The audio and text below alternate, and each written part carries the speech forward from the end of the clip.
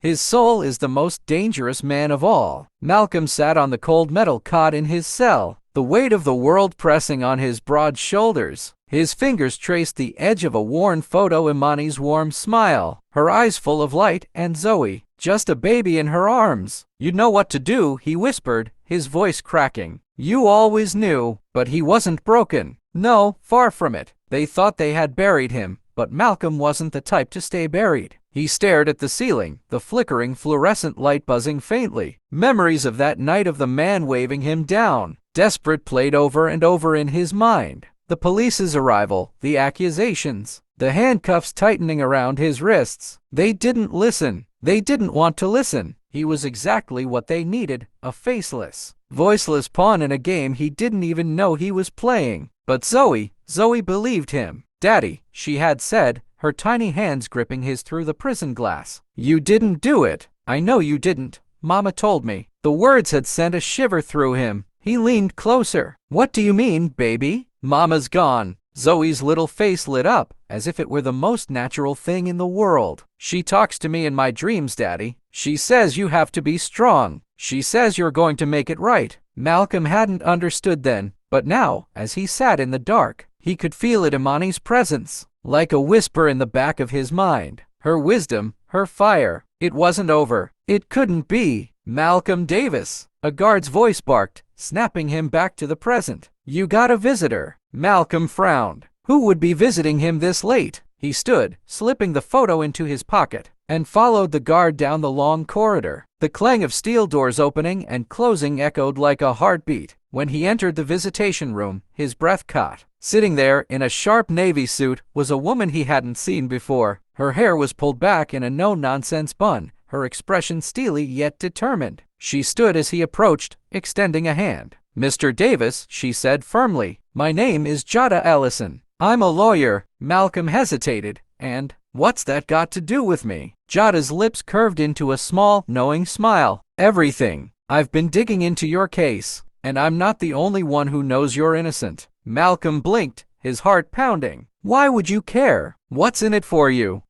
Her smile faded, replaced by a fire that matched his own. "Because Kingsley destroyed my brother's life too, and I'm not letting her get away with it." Before Malcolm could respond, Jada slid a folder across the table. He opened it, his hands trembling. Photographs, documents, timelines, all of it pointing to the truth. But what caught his attention most was a grainy photo of a man. The man from that night, the one who had flagged him down. "That's him," Malcolm whispered. "That's the guy who set me up." Jada nodded. "And we're going to find him, together." Malcolm's jaw tightened. For the first time in months, hope flickered in his chest. He wasn't alone in this fight anymore. And as he stared into Jada's determined eyes, he made a silent vow. Kingsley and her network thought they had silenced him, but they didn't realize the storm they had unleashed. Because now, Malcolm Davis had a mission. For Zoe, for Immani, for every man they had buried in their lies. Jada leaned in, her voice low but resolute. "We've got a small window, Malcolm. If we're going to take Kingsley down, we have to move fast. They're already tying up loose ends." Malcolm's brow furrowed as he studied the photo of the man. "And what about him? If he's still out there, he's not just a loose end. He's the key." Jada nodded, sliding another document toward him. It was a police report, but one that had clearly been doctored. "His name is Marcus Vance, or at least, that's the name they gave him in the files. The real Marcus Vance died 2 years ago. Whoever this guy is, he's using a fake identity." Malcolm clenched his fists, his mind racing. "And you're sure he's tied to Kingsley?" Jada's eyes darkened. "Positive. I've got phone records linking him to one of her campaign aides. That aide disappeared 3 days after your trial. And there's more." She hesitated, glancing over her shoulder before continuing. "I think this goes deeper than Kingsley. There's a network, Malcolm, a web of people who've been using men like you as scapegoats for years." The weight of her words hit him like a freight train. "How many?" Jada sighed, her voice heavy. "Too many to count." Malcolm leaned back in his chair, his mind churning. "So, what's the plan? You said we have to move fast. What's the first step?"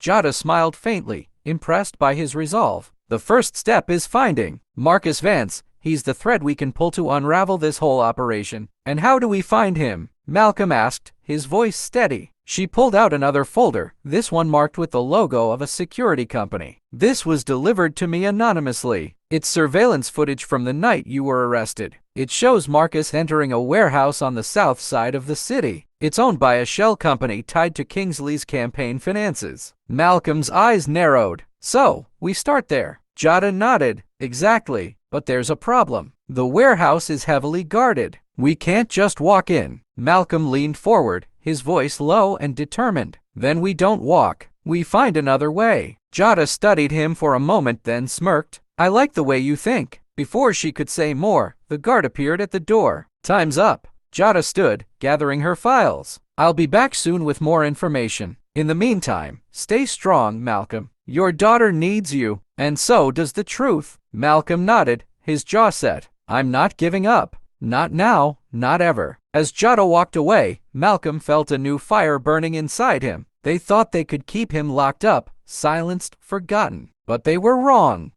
Piqued, Knox's face turned serious. Because people who talk don't last long in here. You want to find out what he knows. You'll need to get to him before they do. Malcolm leaned back against the wall, his mind working. Thanks for the tip. Knox grinned, flashing a gold tooth. Don't mention it. But if you find a way out of here, don't forget about old Knox, all right? The next morning, Malcolm made his move. During recreation time in the yard, he scanned the groups of inmates. Block D was on the far side, separated from his section. But he knew the schedule well enough to know when Ghost would be out. Malcolm spotted him near the weight benches, a tall, muscular man with dark, piercing eyes. Ghost had an air of quiet authority, the kind of presence that made people avoid crossing him. Malcolm approached cautiously, keeping his posture neutral. Ghost glanced up, his expression unreadable. You lost? No, Malcolm said firmly. I need to talk to you. Ghost raised an eyebrow, but his hands kept busy, wrapping tape around his fists. About what? Kingsley, Malcolm said, keeping his voice low. At the name, Ghost froze for a fraction of a second, his eyes narrowing. I don't know what you're talking about.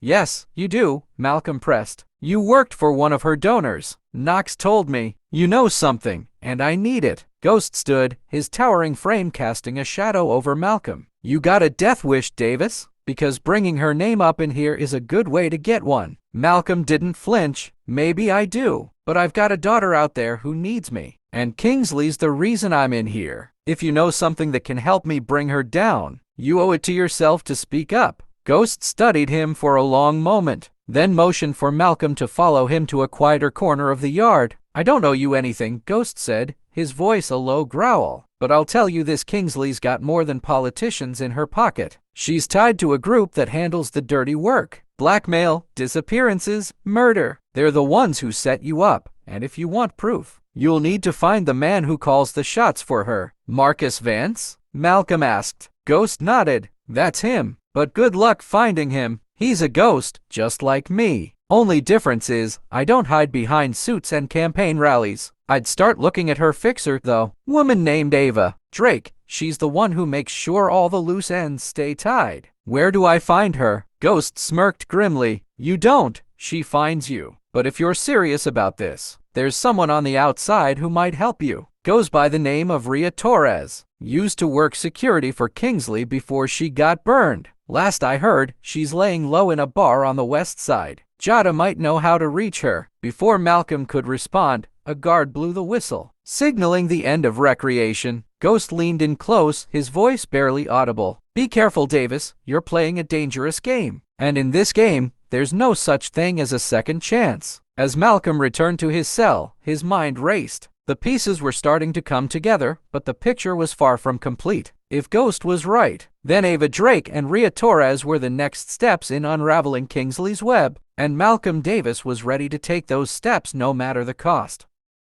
Malcolm spent the next few days preparing, his every moment a mix of strategy and resolve. With Jada's help, they managed to track down Rhea Torres, the ex-security expert who had once worked for Kingsley. As Jada made arrangements to meet her, Malcolm's determination grew stronger. He was no longer a pawn in their game, he was becoming a force they hadn't accounted for. The meeting with Rhea Torres. Rhea Torres sat in the corner of a dimly lit bar, a hood over her head and sunglasses shielding her wary eyes. When Jada and Malcolm entered, she looked up briefly, recognition flashing across her face before she quickly looked away. "You're late," Rhea muttered as they sat down across from her. "Had to make sure we weren't followed," Jada replied, sliding a folder onto the table. "We know who you are, Rhea, and we know what happened. We're not here to expose you. We need your help." Rhea hesitated, her hands curling into fists on the table. "I left that life behind for a reason. Kingsley's people don't forgive, and they never forget, but they will fall," Malcolm said firmly. "If you help us." Rhea's eyes flickered toward him. "You're the one they pinned the murder on, right?" Malcolm nodded. She leaned back, exhaling slowly. "I can't undo what they've done to you, but I can give you what you need to take Kingsley down. The only problem? It won't be pretty." "Nothing about this has been pretty," Malcolm replied. Rhea slid a flash drive across the table. "This has everything. Kingsley's offshore accounts, her connections to Marcus Vance, her deals with Ava Drake, and enough dirt to ruin every politician in her pocket. But you'll need to be smart. If this goes public without a plan, they'll bury it, just like they bury everything else." Malcolm stared at the drive, the weight of it settling in his hand. "We're not just taking her down," he said quietly. "We're making sure no one else ends up like me or the others she's destroyed." Rhea smirked faintly. "You've got guts, Davis.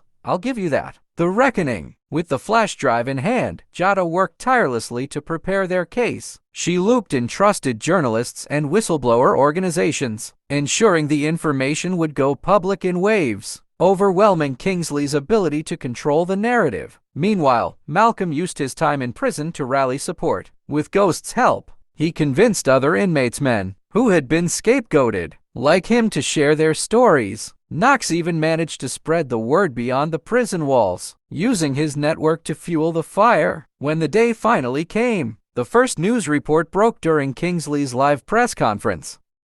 Senator Veronica Kingsley is facing allegations of corruption, conspiracy, and obstruction of justice, the anchor announced. Documents leaked earlier today reveal a network of criminal activity tied to her political campaigns, including the framing of innocent men for crimes they didn't commit. As Kingsley tried to speak, reporters bombarded her with questions. Panic flashed across her face for the first time as her carefully crafted image began to crumble. Within hours, warrants were issued. Marcus Vance was caught trying to flee the state. Ava Drake was arrested in a dramatic raid, her calm demeanor finally cracking under pressure. And Kingsley, she was taken into custody, her once powerful empire reduced to ashes. Malcolm's release. Weeks later, Malcolm stood outside the prison gates, breathing in the fresh air for the first time in years. Zoe ran toward him, her little arms wrapping tightly around his waist. "Daddy," she cried, tears streaming down her face. Malcolm knelt down, holding her close. "I told you, baby. I told you I'd come back." Jada approached, a satisfied smile on her face. "You're a free man, Malcolm, and a lot of people are finally getting the justice they deserve." "And the others?" Malcolm asked. "The men still in here?" Jada nodded. "We're working on it. Your case set a precedent. It's going to take time, but the system is finally being held accountable." Malcolm looked down at Zoe, his heart full of both relief and determination. "Good. No one should have to go through what we did." The moral of the story. As Malcolm walked away from the prison with Zoe by his side, the lesson of his journey was clear. Justice is not just about truth, it's about action. It's about standing up against corruption, even when the odds are stacked against you. It's about refusing to stay silent in the face of injustice, no matter how powerful the enemy may seem. And most importantly, it's about believing that even in the darkest of times, hope and love can light the way. Malcolm's story wasn't just about clearing his name, it was about inspiring others to fight for what's right, proving that even the smallest voice can bring down the mightiest walls. The end.